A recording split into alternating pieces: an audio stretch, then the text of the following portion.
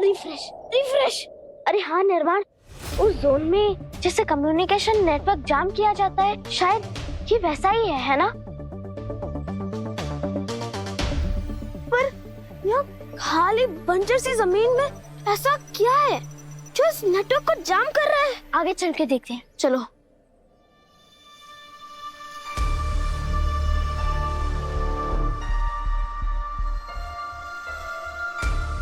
हर जगह ढूंढ लिया पर कहीं कुछ नहीं मिला। सेम। अरे एक आधा सांप बिच्छू भी नहीं मिला। अगर कोई सांप वगैरह मिल जाता तो उससे अपने सांप लैंग्वेज में पूछ भी लेता कि आखिर ये बहुत सुसाइड का चक्कर क्या है? क्या आइडिया दिया है सप्पू? तुमने हमारे दिमाग की बत्ती जला दी। तो खामी हम लोगों की आंखें खोलना। तो जरा इस बार भी बता दो हमारे साथियों को कि इस बार मैंने कौन सा चमत्कार किया? क्योंकि एक जानवर ही दूसरे जानवर की समस्या समझ सकता है। चीनू, जल्दी मैजिक करो और हमें बर्ड बनाओ।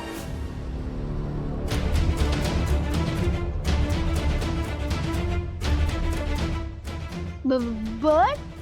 लेकिन क्यों? क्योंकि हमारे सारे सवालों के जवाब जमीन में नहीं, आसमान में है।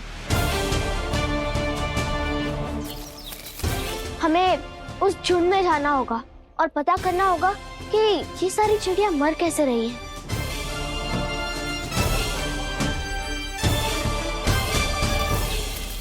नहीं, बिल्कुल नहीं। तुम्हें समझ में आ रहा है तुम क्या कह रही हो? ये बहुत रिस्की, हमें नहीं पता इन बर्ड्स के साथ क्या हो रहा। तुम बर्ड बनी और तुम्हें कुछ हो गया तो? नहीं, हम कुछ और प्लान सोचेंगे, कुछ होगा कुछ और।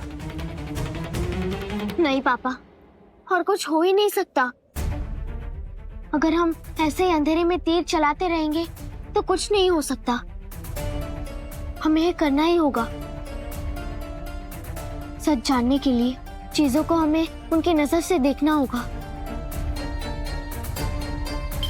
अरे चिड़िया उसी तरफ जा रही है, यही सही मौका है। चीनू जल्दी हमें। नहीं तारा, तुम्हें पता ना आखिरी बार क्या हुआ था?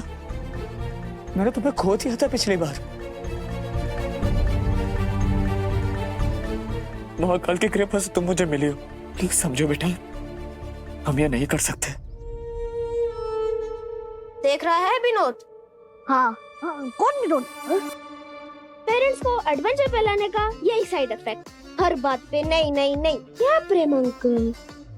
देख तारा, इस काम में दो तरह के रिस्क है। पहला, अगर जीनू जानवर बना दिया तो इंसान बनाएगा कि नहीं, उस बात की कोई गारंटी वो देता नहीं है।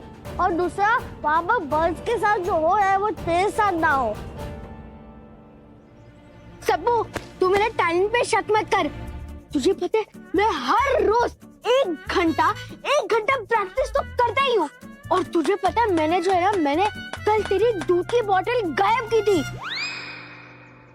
तो वो बोतल तूने गायब करी थी? हाँ, तो मेरा मैजिक सही करने के लिए। मैं बेचारे पापा को कितना सुना दिया। सप्पू चुप हो जाओ बेटा। प्रेम भैया, मैं समझ सकती हूँ कि आप बच्चों को लेके बहुत चिंता कर रहे हैं। मैं भी एक माँ हूँ, मैं आपका दर्द समझ सकती हूँ। लेकिन प्रेम भैया, तारा सही कह रही है। हमारे पास अब और कोई रास्ता ही नहीं है। ओके फाइन, ये एक ऑप्शन है ना, तो ठीक है। जीनू, तुम मुझे बर्ड बनाओ। नहीं पापा, हम आपको ऐसे खतरे में नहीं डाल सकते। तो मेरी बात सुनो, मुझे बर्ड बनाओ, ओके? ठीक है। जीनू हम पर मैजिक करो। जीनू कम ऑन, मैजिक करो नाउ। जीनू तुम उन पर मैजिक नहीं करोगे। जीनू उसकी बात मत सुनो। जीनू तुम उनकी बात मत मानो हमारी। तारा चुप रहो। जीनू मैजिक करो।